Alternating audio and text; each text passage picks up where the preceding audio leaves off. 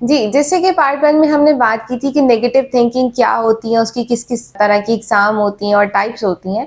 तो अब हम बात करेंगे कि यही नेगेटिव थिंकिंग को हम चेंज कैसे कर सकते हैं। नेगेटिव थिंकिंग को या तो हम बिल्कुल ख़त्म कर लें या हम उसको पॉज़िटिव थिंकिंग में चेंज कर दें।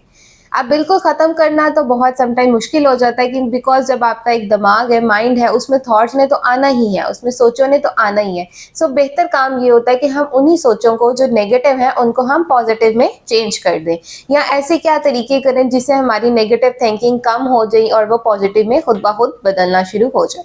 सो उससे रिलेटेड मैं अब आपको छोटे-छोटे से टिप्स बताऊँगी जिनको अपना के आप अपनी डेली फंक्शनिंग में बहुत ईज़ी से अपनी नेगेटिव थिंकिंग को ख़त्म कर सकते हैं।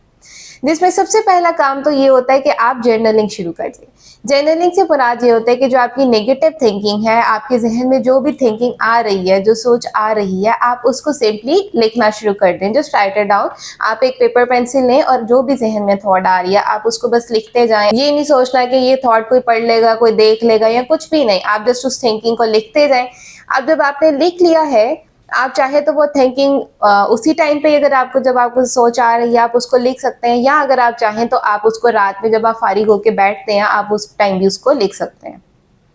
अब दूसरा क्वेश्चन ये आ जाता है कि जब हमने लिख लिया तो अब हम इसको क्या करें? उसमें बेस्ट तरीका ये है कि जो आपने लिख लिया है, कुछ लोग तो जर्नलिंग का पर्पज़ ये समझते हैं कि उसको अपने पास हम सेव कर लें और वो डायरीज़ पे डायरीज़ इकट्ठे करते जाते हैं। समटाइम्स कुछ सिचुएशंस ऐसी होती हैं जहाँ पे नेगेटिव थिंकिंग को हमने जड़ से ख़त्म करना है। वहाँ पे अगर आप उसको अपने ज़हन से निकाल के उस डायरी पे लिख भी लेंगे तो वो आपके पास ही है, आपकी नज़रों के सामने ही है। उसको वो ख़त्म करने का वो बेस्ट वे नहीं होता। उसको डिस्कार्ड करना भी ज़रूरी होता है। तो आपने जो नेगेटिव थिंकिंग लिखी आप उसको चाहे तो छोटे से पेजेस बना लें और उसके ऊपर लिख लें और उसके बाद उसको जितना भी आप अपना ज़ोर लगा सकते हैं, एनर्जी लगा सकते हैं, वो लगा के आप उस पेज को ज़ोर-ज़ोर से फाड़ते जाएँ और उसके बाद वो सारे जो पेजेस हैं उसको फेंक दें। सबसे ईज़ी तरीका इसका ये हो सकता है कि आपकी जो नेगेटिव थिंकिंग है उसको आपने पहले अपने ज़हन से निकाल के एक पेज पे लिखा, उसके बाद उस पेज को भी डिस्कार्ड कर दिया और वो थिंकिंग को अपनी लाइफ से रिमूव कर दिया। इसको जर्नलिंग भी कहते हैं।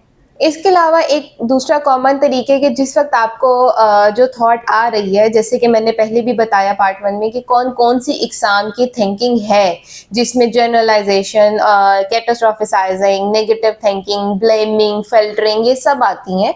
तो आपने अब उस वीडियो या उस इन्फॉर्मेशन के बाद अब देखना है कि आपके अंदर कौन-सी थिंकिंग है या किस किस्म की नेगेटिव थिंकिंग है। जब आप उस चीज़ को आइडेंटिफाई कर लेंगे तो फिर आपको बहुत ज़्यादा हेल्प हो जाएगी उसी को चेंज करने में भी। आपको पता होगा कि मेरी थिंकिंग का जो अंदाज़ है वो ब्लेमिंग है, आया मैं हर वक़्त कि दूसरों को उसका कसूरवार ठहरा लेता हूँ या मैं खुद को हर चीज़ का कसूरवार ठहरा लेता हूँ या मैं छोटी-सी बात को बहुत ज़्यादा महसूस करना शुरू कर देता हूँ या मैं हर चीज़ में से सिर्फ़ कहता हूँ कि येस या नो, 2 ही रास्ते होंगे, ये है तो है, नहीं है तो बिल्कुल ही नहीं है। अगर जब आपको इस चीज़ को आप आइडेंटिफ़ाई कर लेंगे कि क्या ऐसा कौन-सा अंदाज़ है आपके नेगेटिव थिंकिंग का, तो आप उसके बाद उसको बड़ी आसानी से पॉजिटिव में चेंज भी कर सकते हैं। यानी आपने आइडेंटिफाई करना है कि आपकी नेगेटिव थॉट कौन सी है, किस तरह की है, फिर वो आपको हेल्प करेगा उसको चेंज करने में भी। इसके अलावा एक और तरीका जिसको हम कहते हैं रिलैक्सेशन, कि जब आप बहुत ज़्यादा नेगेटिव थिंकिंग में होते हैं, हर वक्त सोच रहे हैं तो आपका जहन रिलैक्स नहीं रहता, पुरसकून नहीं रहता ना, हर वक्त जहन में कुछ ना कुछ चलता जा रहा है चलता जा रहा है। तो यहाँ पे स्ट्रेटेजी एक यूज़ होती है जिसको रिलैक्सेशन कहते हैं। रिलैक्सेशन के अंदर बहुत सी डिफरेंट एक्सरसाइजेज आती हैं, जिसमें एक कॉमन एक्सरसाइज है डीप ब्रीथिंग।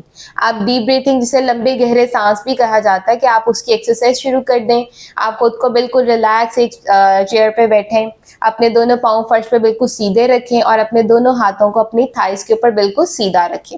उसके बाद आप कमर को थोड़ा सा सीधा करें, आप चाहें तो टेक भी लगा सकते हैं और आहिस्ता से आपने अपनी आइज़ को क्लोज करना है और बहुत ही आहिस्ता आहिस्ता स्लो स्लो आपने अपनी नाक से सांस अंदर लेके जाना है और उसको अपने पेट में होल्ड करना है जितनी देर आप आसानी से होल्ड कर सकें।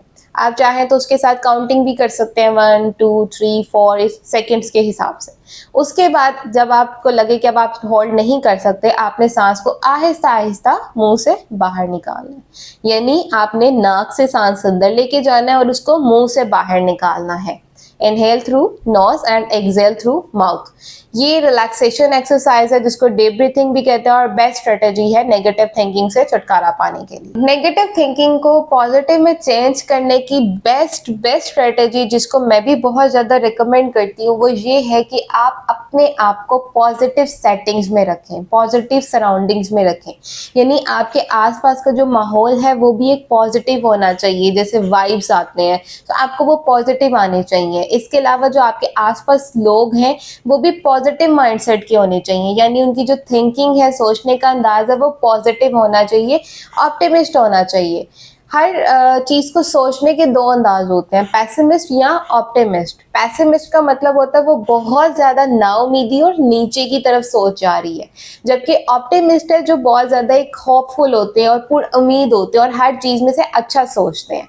अब वो सब एग्जाम्पल तो सुनी होगी, हाफ गिलास फुल और हाफ एम्प्टी, यानी आपके सामने आधा गिलास में पानी है तो क्या आप कहेंगे कि ये आधा खाली है या आधा भरा हुआ है? तो जो लोगों की ये सोच होगी कि ये आधा खाली है वो पैसिमिस्ट है, यानी वो हर चीज में से नेगेटिव एस्पेक्ट को निकालते हैं। जबकि जो लोग कह रहे हैं कि गिलास आधा भरा हुआ है तो वो ऑप्टिमिस्ट अप्रोच है जो हर चीज में से पॉजिटिव निकाल लेते हैं। यानी आपके अगर 10 काम है, 10 में से 9 हो गया, एक नहीं हुआ तो वो उसके ऊपर बहुत रोएंगे कि ये नहीं हुआ, ये भी हो जाता, ऐसा हो जाता, ऐसा हो जाता। ये पैसिमिस्ट अप्रोच है। लेकिन जब आप ये सोच रहे हैं कि 10 काम है और उसमें से 9 जो है वो नहीं हुए और एक हो गया, तो जो एक हो गया फोकस उसके ऊपर आ गया है, उस एक के ऊपर जब फोकस आता है वो ऑटोमेटिकली बाकी के 9 काम भी खुद से करवा देता है। सो ये ऑप्टिमिस्ट अप्रोच है और इस अप्रोच को अपनी लाइफ में रखने से ऑटोमेटिकली आपकी लाइफ की जो नेगेटिव थिंकिंग है वो खुद ब खुद पॉजिटिव में चेंज होना शुरू हो जाती है, जो कि बेस्ट स्ट्रेटेजी भी है। इसको आप इजीली घर पे भी खुद से भी इसको ट्राई कर सकते हैं। दूसरा काम जो मैंने बात ये भी जैसे की आपने खुद को ऐसी जगह और ऐसी सेटिंग में रखना है जो कि आसपास में आपको एक पॉजिटिव फीलिंग दे। अब इसका पर्पस ये होता है कि इसको न्यूरो साइंस के अकॉर्डिंगली भी कहा जाता है कि हम जहाँ पे भी बैठे होते हैं हमारे इर्द गिर्द हर वक्त एक इमोशनल एनर्जी होती है। वो ऐसी एनर्जी है जिसको हम आम आंख से नहीं देख सकते हैं, लेकिन वो इमोशनल एनर्जी जो हमारे ब्रेन में न्यूरॉन्स होते हैं वो उसके साथ कनेक्ट करती है। तो जब हमारे इर्द गिर्द का माहौल नेगेटिव होगा या लोग नेगेटिव होंगे तो वो हमारे न्यूरॉन्स के ऊपर वैसा ही इफेक्ट करेगा। अब उस न्यूरॉन का नाम भी है मिरर न्यूरॉन। मिरर से मुराद क्या है कि जो बाहर का इमेज है वही इमेज वो अपने ऊपर कॉपी कर रहा है। तो जब बाहर का माहौल बड़ा पैसिमिस्ट सा, डिप्रेस सा और नाउमीदी वाला नेगेटिव होगा, इसी तरह से वो हमारे न्यूरॉन्स उसको पिक करेंगे और वो हमारे मूड को उसी तरह से करना शुरू कर देंगे। तो जैसे ही आप अपना माहौल चेंज करेंगे, पॉजिटिव करेंगे, पॉजिटिव लोगों में बैठेंगे तो इमोशनल एनर्जी भी पॉजिटिव होगी। सो ये एक बहुत बेस्ट स्ट्रेटेजी है। आपको कुछ भी नहीं करना, सिर्फ आपने अपने एनवायरनमेंट और सराउंडिंग को पॉजिटिव रखना है जो ऑटोमेटिकली आपकी नेगेटिव को पॉजिटिव में चेंज कर देगी।